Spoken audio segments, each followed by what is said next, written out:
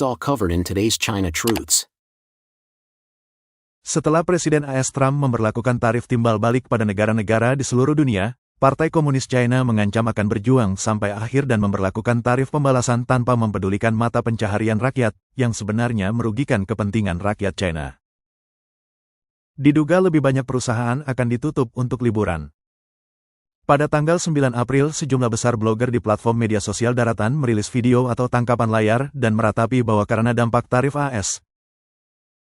Dalam semalam, banyak perusahaan dan produsen China telah tutup, menghentikan bisnis, dan pekerja China semuanya diberi liburan. Jiang Nissan berkata, adalah normal bagi banyak pabrik untuk liburan dan bangkrut dalam perang dagang ini. Ada banyak hari-hari sulit sejak awal tahun ini.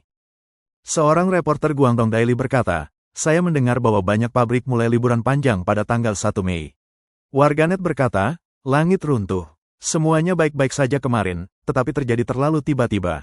Ketika saya datang bekerja hari ini, bos saya mengatakan bahwa kami tidak perlu bekerja lagi, dan kami semua liburan. Kami baru saja datang bekerja setelah tahun baru Imlek selama lebih dari 3 bulan, dan sekarang kami harus pulang. Blogger lain berkata, terlalu tiba-tiba. Semuanya baik-baik saja kemarin, tetapi tidak ada yang bisa dilakukan hari ini. Tidak ada yang bisa dibongkar di jalur perakitan. Bos mengatakan bahwa pesanan dari Amerika Serikat telah ditangguhkan dan semua orang akan liburan setelah hari ini. Pabrik memberitahu kami bahwa setelah pekerjaan hari ini, kami akan libur selama sebulan. Hal yang sama terjadi di perusahaan kami. Semua barang yang dikirim ke luar negeri harus ditangguhkan. Banyak warganet meninggalkan komentar di kolom komentar yang mengatakan bahwa mereka juga liburan karena tarif. Kemarin, bos kami mengatakan bahwa sangat mendesak untuk menyiapkan barang dan bahwa mereka akan membutuhkannya keesokan harinya. Beberapa menit kemudian, dia memberitahu kami bahwa kami tidak perlu menyiapkannya. Karena perang dagang, pesanan pelanggan dibatalkan. Banyak warganet mengejek, perang dagang internasional telah dimulai, dan Trump telah menaikkan tarif sebesar 145%. Berapa banyak orang yang bisa menahannya? Warganet mengejek, bagus untuk seluruh negara untuk pulang dan beristirahat bersama. Beberapa warganet juga mengejek, seluruh bangsa mendukung bank sentral. Menurut video yang beredar online, seorang pria China muak dengan pembalasan tarif PKC terhadap Amerika Serikat. Dia berkata, saya benar-benar tidak tahan 2 hari ini. Jangan bicara tentang menambah tarif. Mari kita bertarung habis-habisan. Berpura-pura menjadi orang tangguh adalah mencari mati. Menghasilkan uang adalah garis bawah. Pria itu mengatakan bahwa Amerika Serikat memiliki 350 juta orang yang memegang sepertiga kue konsumsi global. Apa artinya itu? Sama saja dengan 1 dari 3 orang di bumi yang menghabiskan uang adalah orang Amerika. Uni Eropa memiliki 450 juta orang dan daya belinya bahkan bukan sebagian kecil dari Amerika Serikat. 1,4 miliar orang China bekerja keras untuk membuat barang dan daya konsumsi mereka hanya 1/10 dari Amerika Serikat. Datanya ada di sana. Dalam menghadapi penghancuran pasar absolut, berpura-pura keren adalah kebodohan terbesar. Anda harus menundukkan kepala untuk bernegosiasi ketika Anda harus dan membuat konsesi ketika Anda harus. Sekarang mempertahankan pekerjaan Anda lebih penting daripada apapun. Pria itu dengan marah menunjukkan, daripada berteriak dan membunuh, Anda sebaiknya memikirkan cara menghasilkan uang dalam aturan orang lain. Tunggu sampai kantong Anda penuh dengan dolar AS, lalu bicara tentang peningkatan industri dan dolarisasi. Jika tidak, itu semua omong kosong.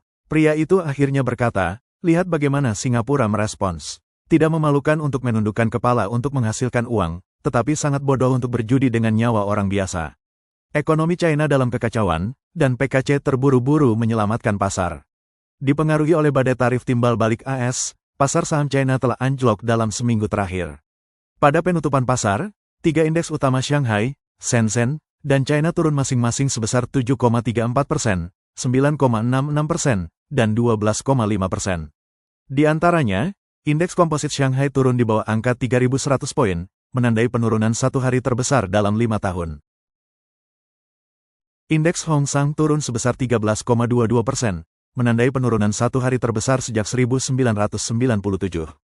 Selain itu, onshore RMB turun di bawah 7,31, mencapai titik terendah baru dalam lebih dari 2 bulan. Perlu dicatat bahwa CIC yang dikenal sebagai Komisi Pengawasan dan Administrasi Aset Milik Negara Keuangan mengumumkan upaya untuk menyelamatkan pasar, tetapi pasar tidak membelinya dan mungkin sulit untuk menghindari kesalahan penyelamatan gagal di masa lalu. Wong Hai, seorang ahli masalah China, sebelumnya mengatakan kepada Epoch Times bahwa ekonomi China berada dalam keadaan kekacauan dan sudah sakit parah. Ekonomi China sekarang terjebak dalam siklus setan deflasi jangka panjang dengan keuntungan perusahaan yang terus menurun, konsumsi penduduk lesu, dan permintaan domestik sangat tidak mencukupi. Tarif AS untuk barang-barang China telah melebihi 60% dan ekspor perdagangan luar negeri terpukul keras. Industri real estate terus tertekan dan utang lokal telah sangat menyeret ekonomi lokal. Selain itu, juga menghadapi serangkaian masalah sosial dan ekonomi seperti penutupan perusahaan swasta, penarikan perusahaan asing, penurunan tajam investasi, penurunan angka kelahiran, pengangguran karyawan skala besar, dan kerugian fiskal dan pajak pemerintah. Perusahaan-perusahaan pusat membual bahwa mereka telah menerima 1,2 juta resume untuk 1.730 posisi, dan internet meledak. Sebuah pesan yang dirilis pada tanggal 5 April oleh akun publik WeChat rekrutmen resmi China National Nuclear Corporation, rekrutmen nuklir nasional China, menyebabkan reaksi keras dari opini publik online China.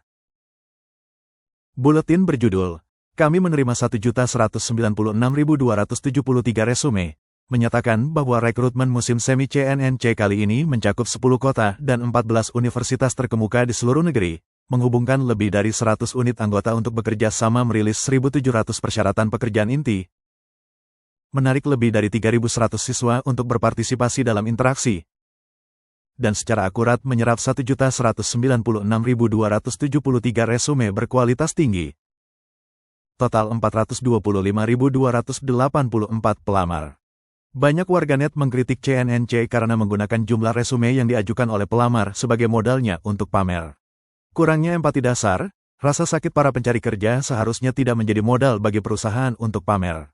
Melihat banyak orang berjuang untuk naik ke darat, mereka yang sudah berada di darat memiliki superioritas dan kesombongan yang merendahkan dan tidak menyembunyikannya. Jangan menukar keinginan orang lain dengan modal Anda sendiri untuk pamer. Mas Ton dari Tongwa Jalin mengatakan ekonominya sangat buruk sehingga tidak ada yang pergi ke restoran untuk makan. Toko-toko jalanan tutup berbondong-bondong. Jika Anda berkeliling kota, Anda akan melihat semua toko tutup. Ini telah terjadi selama 2 atau 3 tahun terakhir. Dia mengatakan sangat sulit untuk menghasilkan uang sekarang. Banyak pabrik tidak lagi membayar gaji bulanan, tetapi membayar per potong dan sering memberi karyawan cuti. Banyak anak muda telah meninggalkan daerah itu dan banyak yang menjadi bergantung pada orang tua mereka. Saya pikir hanya ada banyak orang yang mengantarkan makanan. Jika Anda tidak dapat membayar kembali pinjaman, jangan bayar kembali. Wong Fong, seorang penduduk Cheongsa Hunan, mengatakan bahwa situasi ekonomi sangat buruk. Sekarang, banyak orang yang memiliki pinjaman tidak dapat membayar kembali pinjaman dan tidak membayarnya kembali. Jika Anda kehilangan kredit Anda kehilangan kredit Anda. Anda tidak memiliki pekerjaan. Kehilangan kredit Anda lebih baik daripada mati kelaparan. Anda tidak dapat menghasilkan uang. Wong Fong mengatakan bahwa tingkat pengangguran memang sangat tinggi. Banyak orang tidak dapat menemukan pekerjaan. Beberapa orang melakukan pekerjaan serabutan dan pergi setelah bekerja selama 2 hari. Dia mengatakan bahwa dari saluran informasi yang dia miliki, dia mengetahui bahwa pegawai negeri sipil setempat dan karyawan perusahaan milik negara telah mengalami pemotongan gaji yang serius. PHK dan pemotongan gaji sangat umum di perusahaan. Gaji ditekan sangat rendah. Anda hanya mendapatkan gaji yang sangat kecil jika Anda bekerja. Jika Anda tidak bekerja, Anda tidak dapat hidup. Dia mengamati fenomena ketika memancing di tepi sungai. Di masa lalu, hanya ada sedikit orang di tepi sungai dari Senin hingga Jumat. Tetapi sekarang, jika cuaca baik dari Senin hingga Jumat, sungai penuh karena orang tidak punya apa-apa untuk dilakukan. Menurut laporan dan penelitian publik, tingkat pengangguran dan tekanan ekonomi China telah berdampak mendalam pada banyak individu dan keluarga. Banyak perusahaan menghadapi kesulitan operasional yang mengakibatkan pemotongan gaji dan PHK yang sering terjadi. Tekanan ekonomi ini telah membuat beberapa orang tidak mungkin membayar kembali pinjaman mereka tepat waktu dan mereka menjadi debitur yang tidak jujur. Menurut data dari Jaringan Pengungkapan Informasi Penegakan China, jumlah debitur yang tidak jujur terus meningkat dalam beberapa tahun terakhir, mencerminkan dampak penurunan ekonomi terhadap kredit pribadi. Selain itu, munculnya ekonomi gig juga mencerminkan tren orang yang mencari pekerjaan fleksibel dalam menghadapi lebih sedikit peluang kerja formal.